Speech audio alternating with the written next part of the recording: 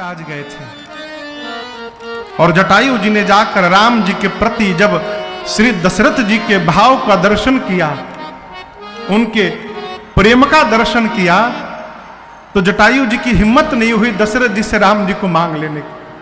तो बोले देखिए, वचन के अनुसार तो ये मेरे पुत्र अब हुए, लेकिन मैं इनको ले नहीं जाऊंगा, आप ही अपने पास अभी रखिए, बाद में ले जाऊंगा। और इसी वचन के कारण आप दर्शन करिए, ज्येष्ठ पुत्र का कर्तव्य होता है पिता को अग्नि देना। राम जी ने जो सौभाग्य दशरथ जी को नहीं दिया, वो सौभाग्य राम जी ने श्री जटायु जी महाराज को प्रदान किया है, इसी वरदान के कारण। जटायु जी ने देखा रघुकुल तिलक नारी पहचानी, रघुकुल के तिलक राघव की अर्धांगिनी अपनी बहू जानकी को पहचाने। कौन? जटायु जी महाराज। पूरा शरीर क्रोध में भड़क उठा, बोले सीते पुत्री करस जनित्रासा, आता हूं करिहूं जात धान करनासा। अभी आकर उसको समाप्त करता हूं रावण को। जटायु जी वहीं से चिल्लाए, रे रे दुष्ट ठाढ़ की न होई। आपको बताऊं, रावण के पूरे जीवन काल में आज पहली बार कोई ऐसा था जिसने रावण को दुष्ट बोलकर संबोधित किया। रावण जी नहीं, दशानन जी नहीं, दुष्ट कहा। रावण खड़ा हो गया, किसकी मृत्यु आ गई? जटायु जी उड़ने को तैयार भय, बूढ़े हो गए हैं, उड़ ही नहीं पा रहे हैं।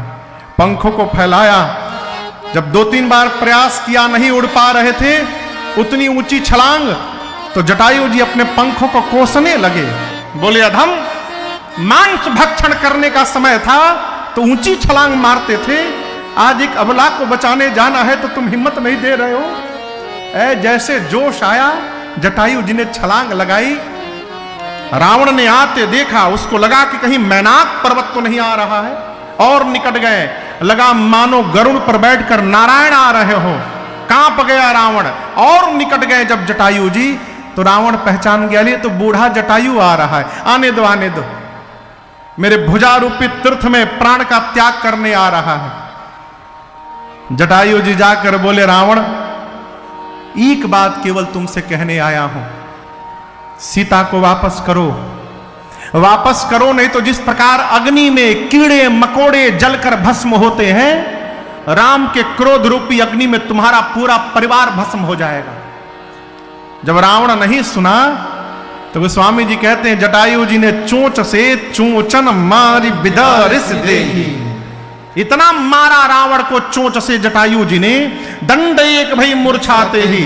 एक दंड यानी 24 मिनट के लिए पुष्पक विमान पर रावण बेहोश होकर गिर गया।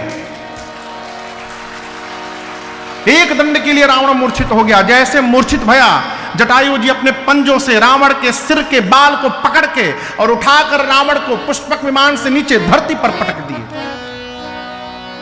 और जाकर के बगल में बैठ गए। किसी ने आकर कहा जटायु जी से, जटायु जी इससे सुंदर अवसर नहीं मिलेगा, ये बेहोश है, इसकी 20 आंख नोच लीजिए, अंधा बना दीजिए इसको।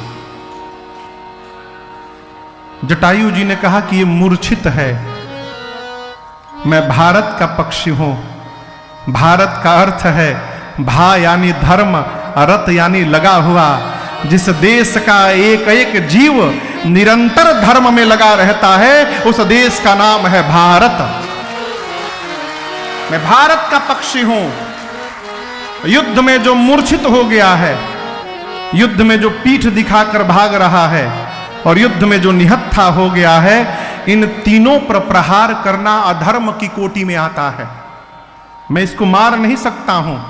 उसने कहा, धर्म अधर्म की परिभाषा बताइएगा, ये जग गया ना अब तो आपका प्राण ले लेगा। तो जटायु जी बोले, सुनो, अधर्म पूर्वक जीवित रहने से अच्छा है धर्म पूर्वक मृत्यु का वरण कर लिया जाए। मैं मरना स्वीकार करूंगा, परंतु अधर्म पूर्वक युद्ध नहीं कर सकता। 24 मिनट बाद रावण की मूर्छा खुली है और निकाला चंद्रहास खड्ग, और तुरंत उसने जटायु जी के दोनों पंखों को काट दिया। आकाश में जैसे पंख कटा है, गोस्वामी जी कहते हैं, काटत पंख पराग खग धरनी। पंख कटा तो जटायु जी गोल गोल घूमते घूमते ऊपर से नीचे गिरे। लेकिन आपको कहूं, रो नहीं रहे हैं। सुमिरि राम के अद्भुत करनी। जटायु जी के मुख से एक ही बात निकल रहा है, जय हो प्रभु, जय हो प्रभु। अद्भुत किया नाथ आपने, मेरे पंखों को कटवा दिया, बड़ी कृपा हो गई रघुनाथ जी आपकी। किसी ने कहा, दिमाग ठीक है कि नहीं आपका? पंख कट गया और कह रहे हो कि भगवान की अद्भुत करनी हो गई। जटायु जी बोले, देखो यदि पंख लगा रहता है मेरे शरीर में तो राम जी के पास मुझे जाना पड़ता और जा करके बताना पड़ता कि रावण लेकर गया है। मैं इतना युद्ध करते करते थक गया हूं कि भगवान मुझे विश्राम देना चाहते हैं और मेरे पंखों को कटवा कर मुझे निश्चिंत कर दिए और कहना चाहते हैं कि जटायु जी, अब आपको मेरे पास नहीं आने की आवश्यकता है, मैं आपके पास पहुंचूंगा। जटायु जी वहीं पड़े रहे। भगवान रावण ले जाकर सीता मैया को पुष्पक वाटिका में, अशोक वाटिका में, अशोक वाटिका के एक वृक्ष के नीचे, अशोक वृक्ष के नीचे पधराया है। इधर लक्ष्मण जी के आने के बाद भगवान आश्रम में आए और आपको अभी बीच कथा में श्रवण कराया, मां से विहीन आश्रम देखकर भगवान बहुत रोए हैं। जटायु जी से मिले हैं। जटायु जी ने पूरी बात बताई।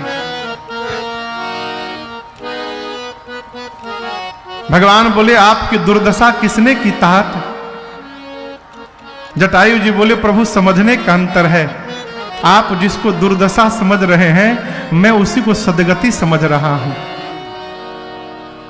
भगवान ने जटायु जी के सिर पे हाथ रखा, उनको गोद में बिठा लिया और कहे, प्रभु ये दुर्दशा नहीं है, मेरी गति है। और ये गति नाथ दशानन यह गति की। रावण ने मेरी ये गति की है और उसी दुष्ट ने सीता का हरण किया है, दक्षिण दिशा में लेकर गया है। राम जी, आपको केवल सूचना देने के लिए मैंने प्राण को बचा के रखा था शरीर में, अब मुझे विदा करिए। भगवान की स्तुति करके गिद्धराज जटायु जी भगवान से अविरल भक्ति मांग करके प्राण का त्याग किए हैं। और यहां भगवान ने गिद्धराज जटायु जी को अपने धाम विदा किया है और उनकी अंतिम क्रिया राम जी ने अपने हाथों से पूर्ण की है। यहां शंकर जी की बात कहते हैं, गिद्ध अधम खग आमीस भोगी, गति दीन्ही जो जाचत जोगी। भगवान शंकर कहते हैं, उमा, गिद्ध जो अधम है, मांस खाने वाला पक्षी है, ऐसे पक्षी को भी राम जी ने ऐसी गति प्रदान कर दी जो गति जोगी लोग मांगते हैं भगवान से, प्रभु हमको दीजिए। राम शंकर जी बोले, देवी एक गूढ़ बात बतावें? मां बोली, कहिए प्रभु। गूढ़ बात माइक में नहीं कहते हैं, कहां कहते हैं? कान में। कैलाश पर बैठे भगवान शंकर ने मां से कहा, थोड़ा पास आइए। मां पास आई तो बाबा बोले, देवी सुनहु उमा ते लोग अभा हरि तज हो विषय अनुराग। उमा वो जीव अभागा है जो ऐसे भगवान को छोड़ करके विषय में लीन है। और आपको बताऊं, जो भगवान से विमुख है उसको पश्चात पछताना तो पड़ेगा ही। आज नहीं पछताए तो अंतिम समय पछताए। जैसे लड़का परीक्षा तक कुछ ना पढ़े, अब परीक्षा के दिन पछताता है, काश पढ़ ले रहती, काग लिखे में आज। उसी प्रकार जीव की गति होती है।